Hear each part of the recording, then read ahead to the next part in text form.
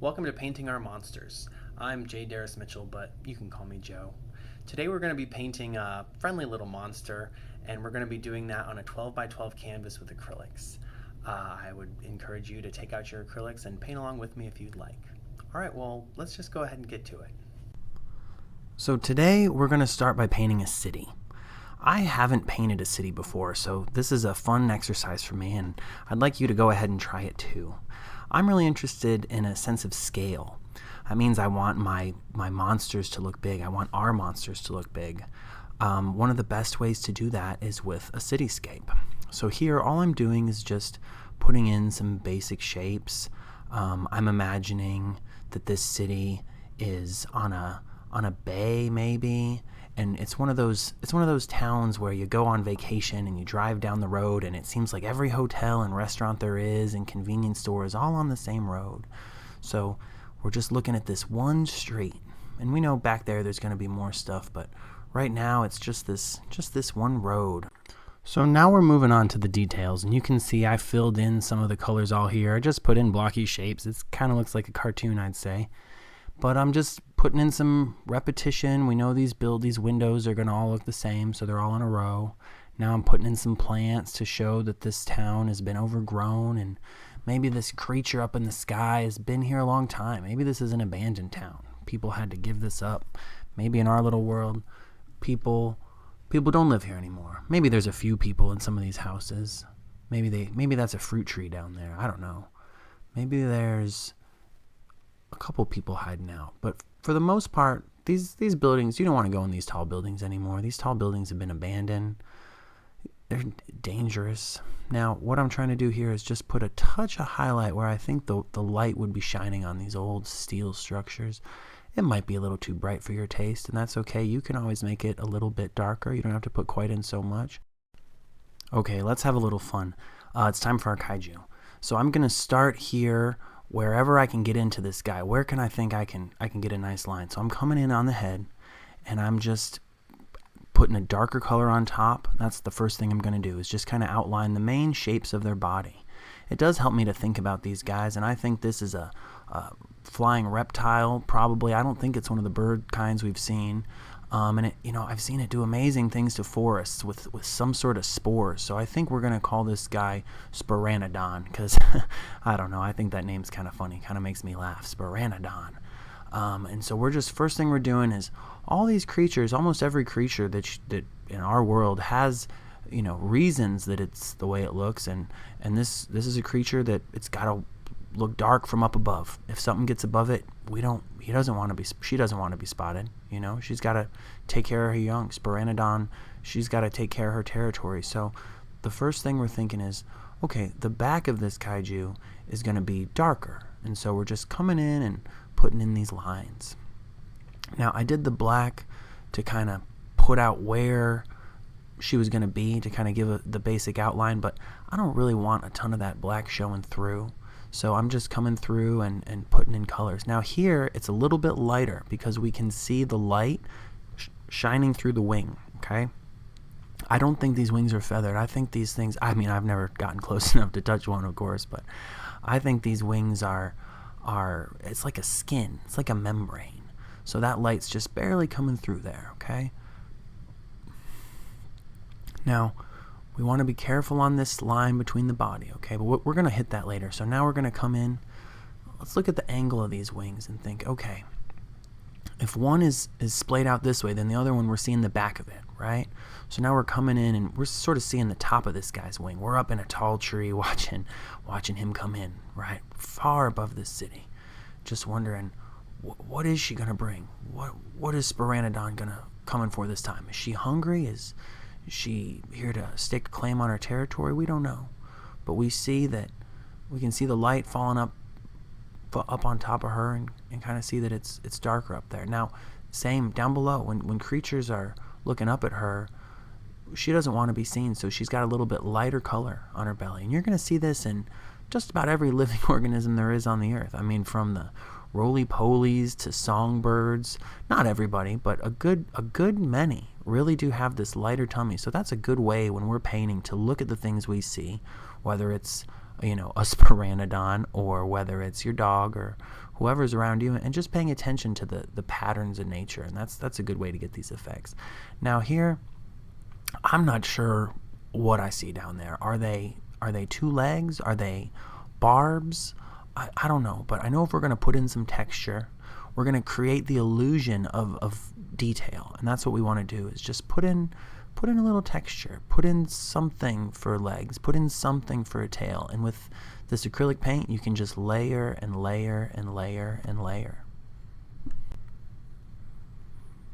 All right, so now we're thinking about, if this Sporanodon wants to nest on her eggs, how is she going to do that? Well, she's going to have some fluff. Maybe it's not feathers. I don't think she's a bird, but maybe she's got some loose skin, or maybe she's got some tendrils, some sort of mushroom mycelium coming from down there. I don't know. Maybe that's more of this is coming out of her back. Maybe we don't know.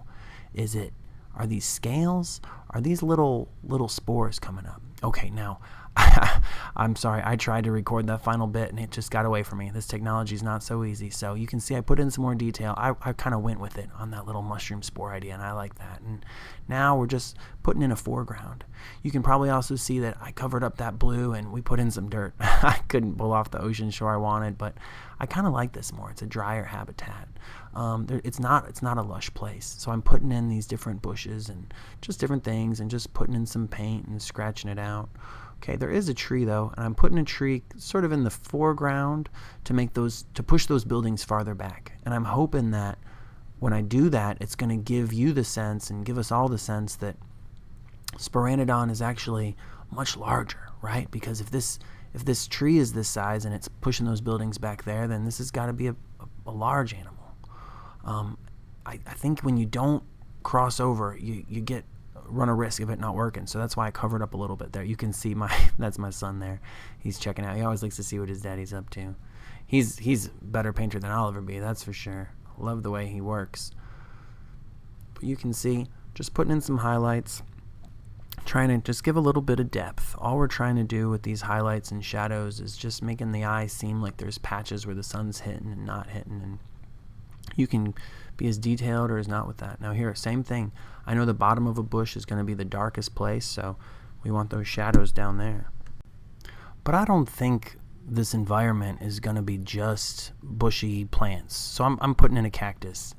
I think that we're down in South Texas, maybe on an old beach town that kind of got filled in with sand, and some cactus are down there. I live in Texas, so we see cactus all the time. And I think they give an interesting structure, especially for a biological thing, that compared to a bush or a tree, they can be a little bit more difficult because you can't use the brush to give that shape, the sense of so many leaves, but they're still fun. And if you just watch a specific plant, you can kind of see, how are they growing? Do they make circles or tubes or what? Okay, now I'm still working with the sense of scale, and I'm not liking what we have so far, so I'm going to go ahead and put in a big old tree here. Now, I'm hoping sometimes if you get the proportions of it just right, the tree can just kind of dwarf everything, kind of bring it all together. So I'm just kind of thinking about trees that I've looked at before, and I'm thinking about an old willow. That's what I'm thinking, a tree that maybe it found that last little bit of water. So those willows are a lot of times bigger at the bottom than they are at the top, much bigger. A lot of times they never grow straight. They have some branches hanging off to the side, and so that's kind of what we're doing with, is just thinking a tree you've seen, and it doesn't have to be in this exact spot, but just add a tree that you've seen here and try to kind of put in a few details. Think about, the branches are always going to be getting narrower as we go out, but they also got to cross over. We don't want our tree to look like you sliced it open and just laid it flat. So we do need some things crossing this way and that. Pardon me for moving the canvas there. I am new at this recording thing, but it's always a challenge. Now, I know that Sporanodon is here for a reason, and I'm thinking that the reason is her nest. So we're going to scratch one in here. Now, ultimately, I do think this affects my sense of scale, and that might be a bit of a problem. I'm not sure that that's what I was going for, but it's always fun to try new things, and it's always worth trying new things. So that's why we're trying it, just to see what can we do, And I love putting in these details of the little branches just with the knife. You can scratch out all these little twigs. Now hopping ahead, you can see I did my egg here. I had to cut out that part of the video because my head was right in the way of the camera. I was so close. I was trying to get that round egg just perfect. So here we're just putting in a glint of light, blending it a little bit with the red behind it to make it look like, you know, this is a three-dimensional object here in this tree. Okay, going over the top, just keeping all these lines as smooth as I can. We have some lighter at the top and darker down below. Now we can't have that egg falling out, so we got to give it a little rim in the front. So we're putting some more sticks over on this side because, you know, Sporanodon, she's not going to make a nest that her egg can fall out of. Now I don't know how she could have landed in this tree. That might be a problem with the scale I was talking about. But we know that she's not going to let her egg fall out. You know, it's difficult to raise an egg. So now we're just putting in some pads of foliage, and we're thinking about not individual leaves, but the shapes of branches. So I put in these big limbs, and I'm not putting in the smaller branches. We're just kind of hiding them back there behind these leaves, knowing that those leaves are going to do their job, and they're reaching for the sun, and they're trying to cover up everything down below, okay? So all we're doing is just laying in some leaves. Now, if you want a more transparent effect where you can see the sky shining through, you're going to want to use less paint than I did here. I used a pretty thick amount of paint, which gives us these really thick, dense branches. You can just imagine little things hiding in there. Maybe there's some sort of rodent trying to survive, and when Sporanodon comes, it's got to hide under one of these branches and just, you know, hunker down and wait and see what happens. So that's kind of why we did that. Now, I'm just coming in and adding here and there just a few little branches. Maybe this tree, if Sporanodon has been landing on it or coming near it, maybe this tree's not doing so well. Maybe the canopy's not as high as it once was. Maybe some of these branches are kind of sticking out. They've kind of died off. Gives this tree some more character. Makes it look older. Older trees tend to have more twisted branches, more single branches. Okay, you can see there we jumped ahead again, put in some highlights just to kind of give us sense of the light hitting through. I'm liking this branch over here because it's a little bit thinner on the paint, so you can kind of see through to the back, right? We can kind of see, oh, there's the clouds through that tree. Putting in just these touches of highlights to give us a little bit of contrast. I think contrast is one of the most important parts about painting, and finding places of contrast and looking for places of contrast and trying to do all those things that our brain can do when we see stuff. Now, I have been calling her Sporanodon, and I just think it's because she sends these spores out of her wings. So let's say this tree's not doing so hot, and it's been infected with her spores. And we're just dabbing in some purple up here and just going along, not going for smooth strokes like toadstools on side of a tree. Well, thank you so much for joining me today and painting Sporanodon. I had a great time thinking where she might live and what kind of things she would need to support her eggs, and I hope you had a good time too. I'll see you next time, and remember, our world is what we make it.